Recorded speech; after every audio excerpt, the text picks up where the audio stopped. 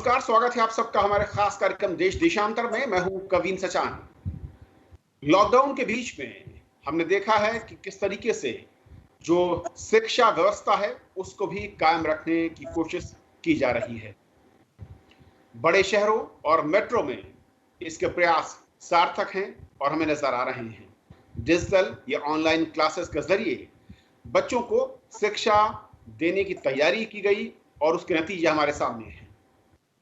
लेकिन आज कार्यक्रम में समझेंगे कि ग्रामीण भारत में जो प्राइमरी एजुकेशन है वो लॉकडाउन के बीच में कितनी प्रभावित हुई है।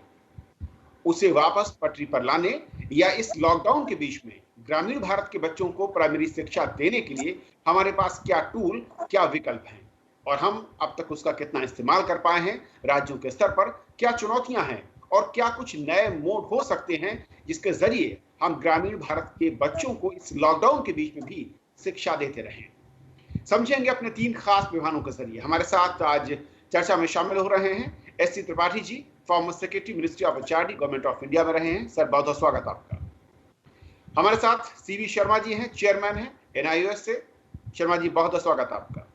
हमारे साथ बहुत बहुत धन्यवाद। चौहान जी हैं, को फाउंडर हैं प्रथम फाउंडेशन से, जो कि स्कूली शिक्षा और बच्चों पर लगातार काम और सर्वे करते हैं। सर, बहुत बहुत स्वागत आपका।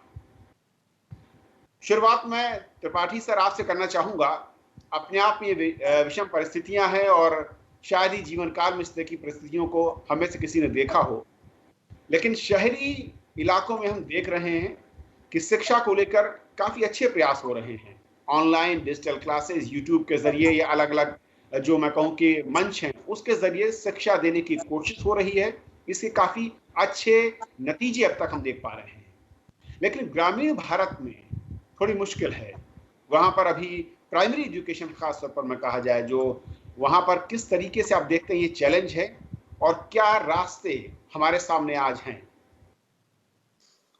जैसा आपने कहा, नगरीय क्षेत्र में तो देखिए, ये जो इंटरनेट है या टीवी से या ऑनलाइन डिजिटल मोड से बहुत से लेक्चर्स दिए जा सकते हैं और ये ज़्यादा उपयोगी होते हैं सेकेंडरी के छात्रों के लिए या हायर एजुकेशन के कॉलेज के छात्रों के लिए। प्राइमरी एलिमेंट्री छात्रों के लिए उपयोगी भी हो सकते हैं, लेकिन वहाँ उनके पेरेंट्स को इसमें मेहनत करनी पड़ेगी। यानी पेरेंट्स भी बच्चों के साथ बैठें और डिजिटल मोड में जो इंस्ट्रक्शन दिए जा रहे हैं उसको देख के बच्चों के साथ बैठ करके उनके साथ और समझाएं।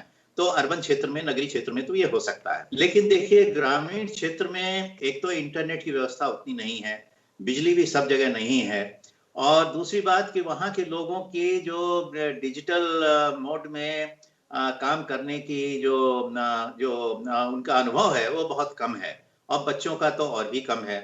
तो वहाँ मुझे नहीं लगता है कि प्राइमरी शिक्षा में कोई अन्य व्यवस्था हो सकेगी। वहाँ तो ये अवश्य हो सकता है कि गर्मी का समय है तो प्रातःकाल सवेरे 7 बजे से 10 बजे या 7 बजे से 11 बजे तक के लिए स्कूल खोले जाएं और अध्यापक वहां पे आवें और सोशल डिस्टेंसिंग करके बच्चों को बैठा करके उनको शिक्षा दी जाए। और ये अच्छा अवसर है कि बच्चों को इससे अवगत कराया जाए कि कैसे स्वच्छता का, स्वास्थ्य का और इम्यूनिटी अपनी बढ़ाने का, इन सब चीजों के बारे में एक जनरल एजुकेशन भी जो एक सम्यक होगा दिया जा सकता है। तो मैं तो यही सुझाव दूंगा कि इस समय जैसे ही ये लॉकडाउन का ये फेज समाप्त होता है, स्कूलों को तरीके से खोला जाए। और ये जरूर है सोशल डिस्टेंसिंग और ये सब चीजों का।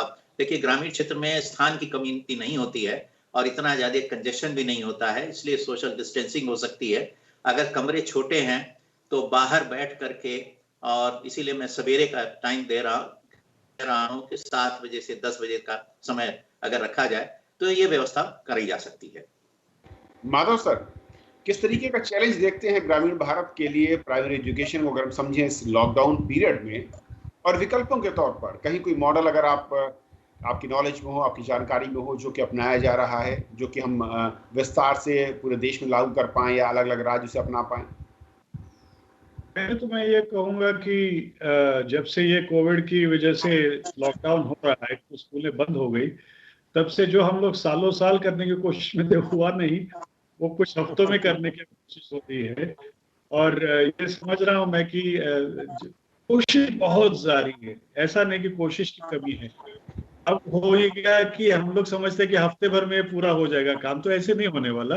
हम लोग तैयार नहीं थे, तो जो लोग तैयार थे वो कर पाए हैं। ये समझना गलत होगा कि ये प्रॉब्लम सिर्फ ग्रामीण है, ये शहरी भी है। अगर आप इंटरनेट का एक्सेस देखें तो जितने सारे लोग इंटरनेट जुड़े हैं उसमें से 87% ऐसे हैं, 87% ऐसे हैं जो प्रीपेड फोन पर हैं, मोबाइल फोन पर। और पूरे देश में सिर्फ 13% घर ऐसे हैं जिनमें क्या कहे लैपटॉप या डेस्कटॉप है, जिससे आप जिसको ऑनलाइन लर्निंग कहा जाता है वो कर सकते हो। वीडियो तो कहीं से भी देखा जा सकता है, but that is not enough as a learning environment. तो वो बहुत बड़ा चैलेंज है कि जो बाकी यूरोपियन देश कर पाए उस तरह से हम नहीं कर पाएंगे। दूसरा ये है कि यूरोप के देशों में और चाइना तक जो अभी सुनाई दे रहा है वो ये है कि उन्होंने ऑनलाइन लर्निंग तो किया लेकिन वो सही हुआ, कहना मुश्किल है। बच्चे वो घुटन सी होती है ना कि ये घर में बैठे हुए हैं और पढ़ाई करने के लिए बोल रहे हैं, माता पिता तकलीफ में हैं, उनको पता नहीं कहाँ नौकरी का काम धंधे के लिए जाना पड़ेगा नहीं जाना पड़ेगा। तो ये सारी चिंताओं को लेकर ऐसा समझना कि लॉकडाउन के पीरियड में सीरियस पढ़ाई होगी, इससे मुझे थोड़ा सा तकलीफ होती है। कि ऐसा समझो कि 6 महीने कुछ नहीं हुआ, 6 महीने मस्ती करी आप। ऐसा हो सकता है कि आपने 6 महीने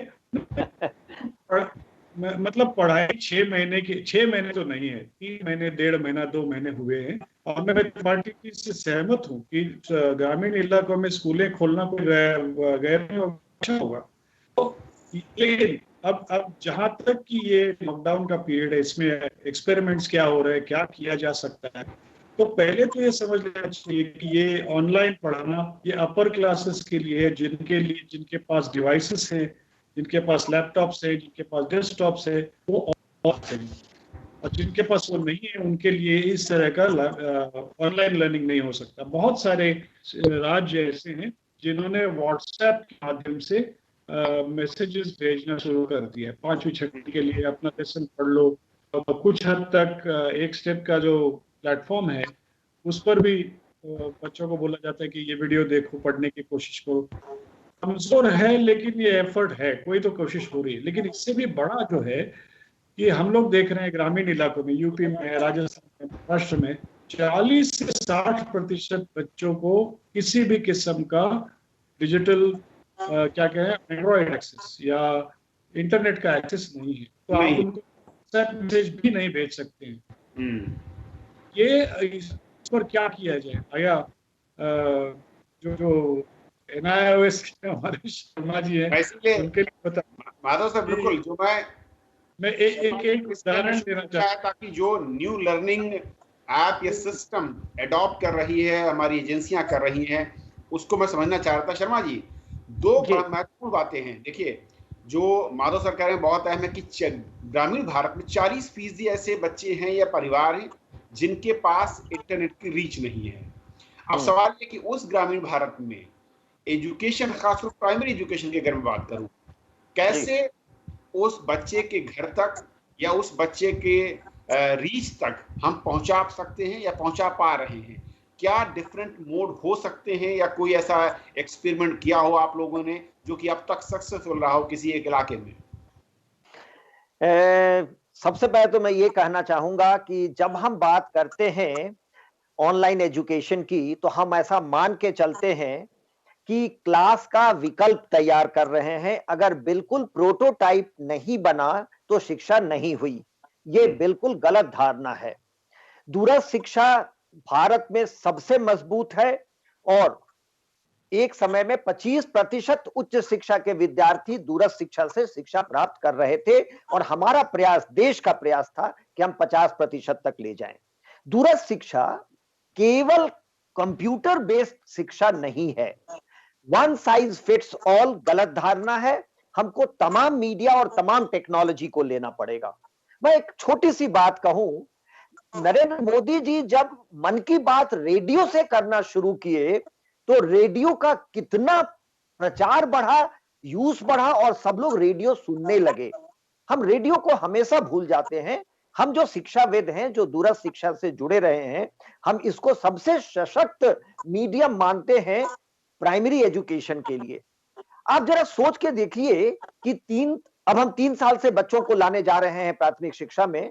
3 साल से लेकर 9 साल के बच्चे के साथ आप करते क्या हैं? उसको कहानियां सुनाते हैं, उसके भाषा का विकास करते हैं। दुनिया का उदाहरण है श्रीलंका में, नेपाल में, झारखंड में और तमाम राज्यों में बहुत बढ़िया एक्सपेरिमेंट हुए हैं भारत में रेडियो के माध्यम से। और मैं याद दिलाऊं, भारत का काम 50 साल का काम है दूरस्थ शिक्षा के माध्यम से। पहला एक्सपेरिमेंट जो था वो हम लोगों ने नासा के मदद से किया था, site experiment, satellite instructional television experiment 75 से 76 तक। और 4 कंपोनेंट हम लोग लिए थे, जिसमें एक था शिक्षा और वो भी था प्राइमरी शिक्षा, प्राइमरी एजुकेशन, और दूसरा था हेल्थ, तीसरा एग्रीकल्चर, चौथा परिवार नियोजन।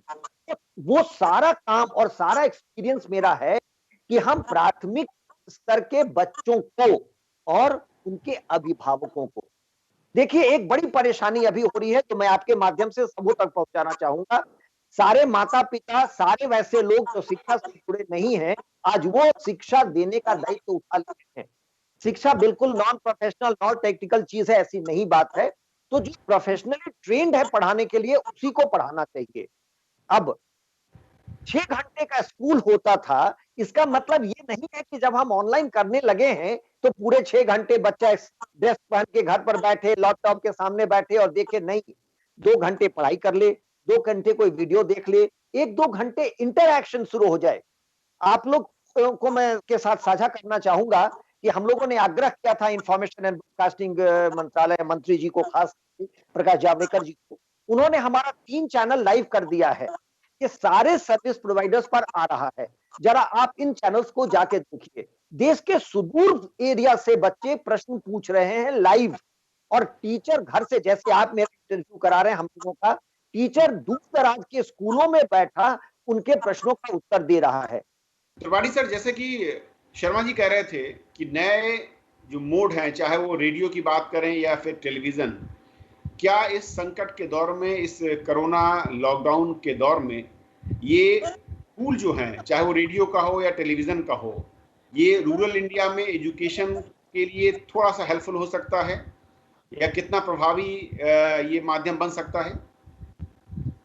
देखिए, हेल्पफुल तो अवश्य हो सकता है। ये एक एड ऑन है, सब्स्टिट्यूट नहीं है। लेकिन चूंकि अब मेन कक्षा जो होती है, अगर वो नहीं हो सकती है, तो बच्चों का ध्यान पढ़ाई में और पढ़ाई से संबंधित चीजों में लगाने के लिए ये बहुत हेल्पफुल हो सकती हैं। लेकिन इसमें एक और बात है कि पेरेंट्स को भी साथ साथ योगदान देना पड़ेगा। छोटे बच्चे जो होते हैं, उनका मन विचलित होता रहता है, वो बैठ करके रेडियो सुने या टेलीविजन को सुने, उसके लिए जरा पेरेंट्स को भी मेहनत करनी पड़ेगी। तो अब रेडियो से सब बातें, क्योंकि वन वे कम्युनिकेशन है, तो कहानी के रूप में बहुत सारी चीजें बताई जा सकती हैं, रोचक हो सकती हैं और उसका अच्छा उपयोग होगा। टेलीविजन जो है वो ऑडियो विजुअल है, ज्यादा उससे बातें समझ में आती हैं, तो कहानी के अलावा भी चीजें उसमें आ सकती है। लेकिन छोटे बच्चों के साथ उसमें थोड़ा सा अगर पेरेंट्स भी उसमें भागीदारी कर सकें, पेरेंट बच्चों के साथ बैठ के उनको एक्सप्लेन कर सकें और उससे जो टेलीविजन से बातें निकल के आती हैं उसको समझा सकें, तो बहुत अच्छा होगा। हर जगह पेरेंट शायद ये नहीं कर पाए, तो जहां कर पाए वो अच्छा होगा, जहां नहीं है तो कोई बात नहीं, एड ऑन तो अच्छी बात है। लेकिन ये थोड़े दिनों के लिए ठीक है। अंततः तो हमें स्कूल खोलने पड़ेंगे, जब भी खोलना हो, चाहे 3 मई के बाद खोलें या उसके बाद खोलें, और कम से कम 3 घंटे के लिए टीचर के साथ बच्चों का रहना आवश्यक होना चाहिए। उसके बाद अगर टीचर को और काम दिया जा रहा है तो और उसके बाद दिया जाए। लेकिन समर के जो गर्मी का मौसम, उसमें 7 से 10 बजे तक टीचर और स्टूडेंट्स का आपस में एक इंटरेक्शन होना चाहिए, वो बहुत आवश्यक है। और हम लोगों ने देखा कि देखिए सेकेंडरी है, हायर है, वहां तो स्टूडेंट अपने आप ये सब चीजें कर सकता है। लेकिन प्राइमरी स्केल पर टीचर का बहुत महत्व है और साथ ही साथ पेरेंट का महत्व है। जी माधव सर, क्योंकि जैसे त्रिपाठी जी कह रहे हैं कि बहुत है कि ये एड ऑन कर सकता है, लेकिन बेस नहीं हो सकता प्राइमरी एजुकेशन के लिए टेलीविजन या फिर रेडियो की। अगर मैं इस टूल की बात करूं, इन दोनों टूल को बेहतर तरीके से क्या इस्तेमाल और किया जा सकता है, या फिर इसके अलावा कोई और विकल्प आपको लगता है? क्योंकि हम कह नहीं सकते कि लॉकडाउन का ये पीरियड कब तक चलेगा, कितने महीने या कितने हफ्ते, और अगर ये लंबा खिंचता है तो जाहिर है कि हमें किसी दूसरे मोड को अपनाना ही पड़ेगा रूरल इंडिया के लिए। ये मुझे लगता है कि अभी एड ऑन की तरह अभी शुरू होगा, लेकिन हो सकता है इसका इससे एक्सपीरियंस इसका ये मैं मानता हूँ चलनी पड़ेगी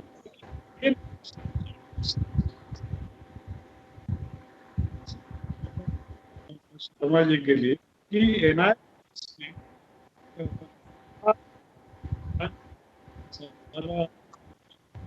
उम्र है 150 गाँव में 2000 लड़कियां 10वीं पास की कर रही थी, और वो कोविड हो गया, लॉकडाउन हो गया, तो उनकी तैयारी में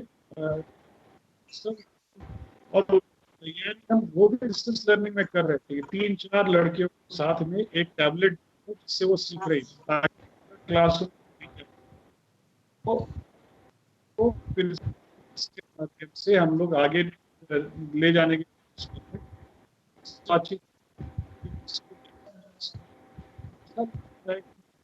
कह रहे कि इसमें और मजा आ रहा है और हम लोग ये कर सकते हैं। सो इसको उम्र में थोड़े जी कह रहे थे सेकेंडरी, इसलिए शायद लर्निंग का मोड हम लोग अपना सकें।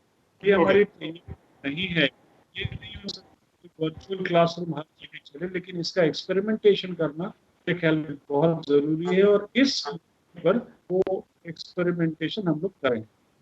शर्मा जी, जो कि माधव जी कह रहे हैं कि जैसे क्या रेडियो या टेलीविजन के जरिए जो भी एजुकेशनल चैनल हैं या फिर जो रीजनल मैं कहूँ कि सेंटर्स के लिए टाइम स्लॉट होता है स्टेट के लिए या कैपिटल के लिए, वहाँ पर कुछ हम ज़्यादा इस टूल को इस्तेमाल कर सकते हैं कुछ नए तरीके से, जैसे कि कहा कि पहले हम अनाउंस कर दें कि टाइमिंग, उसके लिहाज से फिर उस वक्त में उस प्राइमरी एजुकेशन से रिलेटेड सब्जेक्ट या फिर ओवरऑल मैं कहूँगी जिसमें सभी बच्चे एक साथ उसका लाभ ले पाए।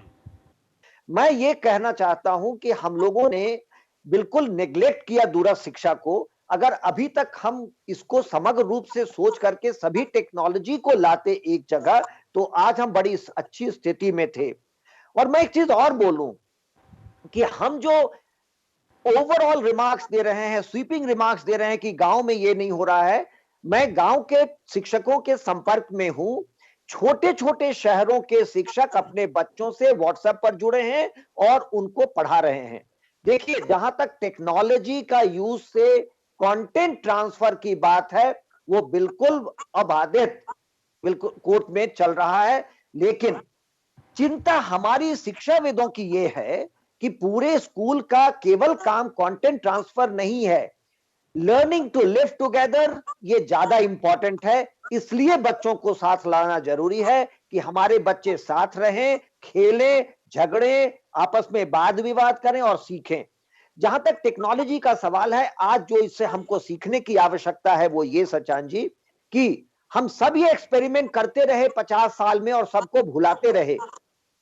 मैं 2-3 एक्सपेरिमेंट की बात करूंगा। एक साइट की बात मैंने किया था, साइट के माध्यम से 50 साल पहले हमने प्राइमरी एजुकेशन में कंटेंट और टीचर ट्रेनिंग का बनाया था कंटेंट। हमने सैटेलाइट लॉन्च किया है, ये अकेला देश है दुनिया का जो शिक्षा के लिए एक सैटेलाइट 2004 में लॉन्च किया, और हम 10% उस सैटेलाइट के जो उपादेयता थी, क्षमता थी, उसको यूज नहीं किए।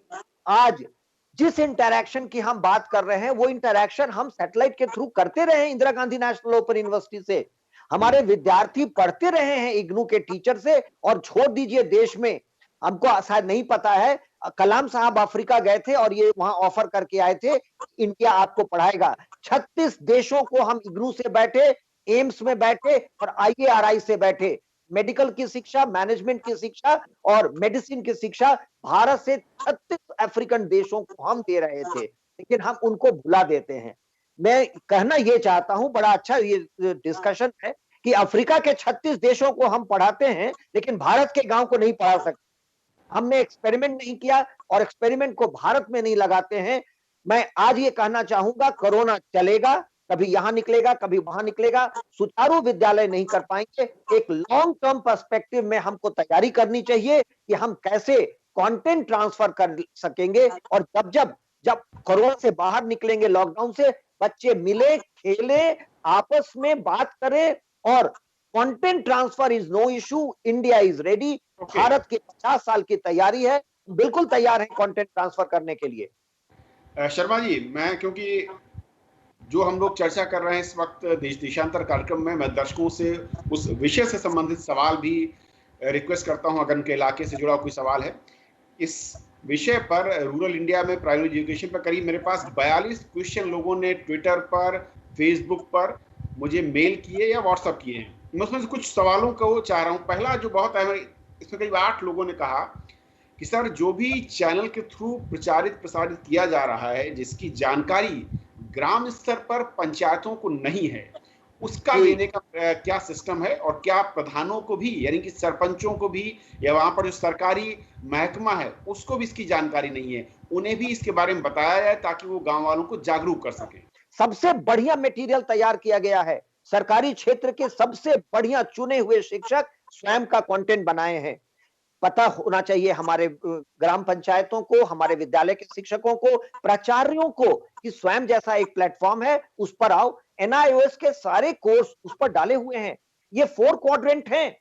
इस पर विद्यार्थी अपना सेल्फ टेस्ट कर सकता है और शिक्षक से बातचीत भी कर सकता है। ये कहीं दुनिया में उपलब्ध नहीं है सचान जी, ये भारत को उपलब्ध है। आपके जो DTH के 32 चैनल हैं, इतने अच्छे कार्यक्रम उस पर हैं, लेकिन हमारे विद्यार्थियों को पता नहीं है। जब हमने माननीय जावड़ेकर जी से कह के 3 चैनल को लाइव कराया, जरा 1 बजे से 7 बजे तक विद्यार्थियों को देखिए किस तरह से क्वेश्चन पूछ रहे हैं, क्योंकि अब उनको पता चल गया है। आपने बहुत बढ़िया प्रश्न किया, हमको तुरंत इसका प्रचार करना चाहिए। और 13 लाख टीचर्स का ट्रेनिंग हुआ है 17 से 19 में, और 13 लाख टीचर्स ट्रेंड हुए हैं। एक भी पेज प्रिंट नहीं हुआ, स्वयं के माध्यम से हुए हैं। ये सारे 13 लाख टीचर स्वयं पर आए हैं, स्वयं पर अपना कार्यक्रम पढ़े हैं और स्वयं प्रभा से सीखे हैं। इनका उपयोग तुरंत होना चाहिए, तुरंत होना चाहिए, क्योंकि ये 13 लाख शिक्षक जो NIOS से डिप्लोमा इन एलिमेंट्री एजुकेशन किए हैं, ये न सिर्फ ट्रेंड हैं टेक्नोलॉजी यूज करने के लिए, इनके सोच भी है और इनको विश्वास भी है टेक्नोलॉजी पर। देखिए टेक्नोलॉजी में एक बड़ी बात होती है कि अगर आपको ही विश्वास नहीं है, अरे कंप्यूटर से क्या पढ़ाई हो जाएगी भाई, क्लास में नहीं आए तो कैसे पढ़ेंगे, तो ऐसा व्यक्ति निश्चित तौर पर तकनीक के माध्यम से नहीं पढ़ा सकता है। तकनीक में विश्वास होना चाहिए और इन 13 लाख शिक्षकों जो प्राइमरी के लिए ट्रेंड हैं, इनकी ट्रेनिंग है, इनको यूज करना चाहिए अभी गांव में शिक्षा पहुंचाने के लिए। त्रिपाठी सर, एक आखिरी सवाल मैं चाहूंगा कि इसका जवाब आप दें। कुछ दर्शकों ने ये लिखा है कि हमारे इलाके में ये देखा गया है कि नॉर्मली जो शिक्षक हैं उनकी तैनाती जिले के आसपास या जिले के अंदर होती है, और लॉकडाउन के बीच में ज्यादातर शिक्षक अपने घर, अपने गांव में या कस्बों में हैं। सरकार उन शिक्षकों को इस वक्त वो जहां पर है वहां के स्कूलों पर पढ़ाने का आदेश क्या नहीं दे सकती? देखिए, ये डिसेंट्रलाइज्ड है और अलग अलग राज्यों में अलग अलग व्यवस्था है। कहीं पर ये जिला पंचायतें इन शिक्षकों का नियंत्रण करती हैं, कहीं पर बेसिक शिक्षा परिषद करता है। तो अलग अलग व्यवस्थाएं हैं, लेकिन ये बात अपनी जगह है कि जहां तक हो सकता है इन शिक्षकों को गृह जनपद के आसपास ही पोस्ट किया जाता है, क्योंकि बहुत दूर उनको पोस्ट किया जाए तो फिर वो भी बात होगी, वहां चले जाते हैं, फिर यहाँ रहते नहीं हैं, तो उनकी भी सुविधा देखी जाती है। तो गृह जनपद के आसपास के जनपद में पोस्ट होते हैं, तो इसलिए इनको जहां पोस्ट होते हैं वहां रहना चाहिए। और इन कई जगह तो ये व्यवस्था भी है कि इनका वेतन जो है वो प्रधान के सिग्नेचर के बाद निकलता है। प्रधान सर्टिफाई करते हैं कि ये वाकई आते हैं, पढ़ाते हैं। उसके बावजूद भी बहुत सारी चीजें सुनने में आती हैं जो आप सब जानते हैं। और ये जो अभी शर्मा जी ने बात कही, मैं उस पर थोड़ा सा कहना चाहूंगा। ये बात सही है कि जब सर्व शिक्षा अभियान प्रारंभ हुआ तो बहुत टीचर भर्ती किए गए, और कई राज्यों में, खास तौर से बिहार, बंगाल, मध्य प्रदेश, उड़ीसा, इनमें अनट्रेन्ड टीचर बहुत भर्ती किए गए। तो इसमें NIOS और उसके पहले इंदिरा गांधी ओपन विश्वविद्यालय, और काफी ये मामला कई सालों तक चलता रहा कि वो जो टीचर भर्ती किए गए उनको कैसे ट्रेन किया जाए। तो इन बहुत बड़ा योगदान है इन दोनों संस्थाओं का, कि इन्होंने इन्हें डिप्लोमा इन एलिमेंट्री एजुकेशन का कंडेंस कोर्स बना के इन्हें ट्रेन किया है और अच्छा ट्रेन किया है। तो उसमें चूंकि ये स्वयं काफी इसमें डिस्टेंस मोड से ये ट्रेड हुए हैं, तो इनको टेक्नोलॉजी का थोड़ा अनुभव भी है और इनसे ये बात सही है कि टेक्नोलॉजी के माध्यम से इनका उपयोग किया जाए। तो एक तो नियंत्रण की बात है कि टीचर्स को अपने स्कूल में आना चाहिए, जो भी व्यवस्था जिस राज्य में, जिस प्रदेश में, जिस जिले में चल रही है उस व्यवस्था के अंतर्गत। और दूसरी बात कि वो जो ट्रेंड है और जो नहीं ट्रेंड है उनको भी ट्रेन होना चाहिए और काफी अनुभवी है। और तीसरी बात कि सभी पंचायतों को 73वें 74वें संविधान संशोधन के बाद इनको सीधे राज्य सरकार से धन मिलता है, तो उसमें हर एक को टीवी भी सेट होना चाहिए जिससे कि वो टीवी, कम्युनिटी टीवी का उपयोग शिक्षा के लिए हो सके। तो ये सब बातें अपनी जगह सही है और होना चाहिए। शर्मा जी, जाओ एक कुछ हमारे दर्शकों का था कि लॉकडाउन के बीच में स्कूल बंद है और सरकारी टीचर अपने घरों में हैं या अपने गांव में, अपने कस्बों में हैं। क्या ये मुमकिन है कि वो उनको ये कहा जाए कि आप जहां पर हैं वहीं पर कम से कम बच्चों को आप शिक्षा दे सकते हैं? बिल्कुल, आपने सही प्रश्न किया, इसलिए मैं उंगली उठा रहा था कि मैं बोलना चाहता हूं इस विषय में। कल ही हमने आह्वान किया है वो 13 लाख शिक्षकों का जो दूर दूर गांव में है कि आप अपने आसपास के 100 बच्चों को खोजिए जो घर में हैं, उनका फोन नंबर इकट्ठा करिए घर से बैठे बैठे, और आपने जो ट्रेनिंग लिया है उसके माध्यम से उनको पहुंचे। बिल्कुल ये संभव है। देखिए, एक होता है सेंट्रलाइज्ड हम लोग स्कूल एजुकेशन में सारी चीजें अभी स्टेट पर छोड़े हुए हैं। एक स्कूल कमीशन अगर होता तो उसके पास ये सारी चीजें होती, जैसे यूनिवर्सिटी ग्रांट्स कमीशन है, वो होता तो अच्छा होता। लेकिन आज भी इन्हीं शिक्षकों का आह्वान करिए जो प्रशिक्षित है डिप्लोमा इन एलिमेंट्री एजुकेशन में, और इन पर छोड़िए कि आप लोकली पढ़ा लीजिए। अटेंडेंस गॉन है, अटेंडेंस नहीं इंपॉर्टेंट है, तो इनको आप हमेशा, अभी हम चाह रहे हैं कि अटेंडेंस दिखाएं कि हमने इतने दिन स्कूल कर लिया, ये पढ़ा लिया। ये छोड़ करके केवल लर्निंग पर जोर देना चाहिए कि लर्निंग ट्रांजैक्शन हो जाए। जब हम नॉर्मल में आएंगे तो इनको फॉर्मल तरीके से एसेस कर लेंगे और इनको सर्टिफिकेशन कर देंगे। अभी बिल्कुल ध्यान होना चाहिए कंटेंट ट्रांसफर से लर्निंग कराने का और इनका होलिस्टिक डेवलपमेंट कराने का, इनका फिजिकल डेवलपमेंट, इनका जो मेंटल डेवलपमेंट है उसका। चलिए शर्मा जी, वक्त कम है, लेकिन बहुत बहुत शुक्रिया आप तीनों मेहमानों का। और शर्मा, मैं उम्मीद करता हूं कि सरकार जो भी शिक्षा से जुड़े चैनल टीवी पर हैं या रेडियो पर हैं, उनका प्रचार प्रसार गांव स्तर पर किया जाए और कम से कम सरपंच, प्रधान और जो ग्राम में सरकारी अधिकारी नियुक्त हैं उन्हें इसकी जानकारी दी जाए ताकि वो गांव वालों को बता सके, जानकारी वो आगे तक पहुंचा सके। और जो ग्रामीण भारत में हमारे बच्चे हैं प्राइमरी शिक्षा के लिए, वो इस लॉकडाउन में भी कुछ शिक्षा हासिल कर पाए। आप तीनों का बहुत बहुत शुक्रिया। नमस्कार।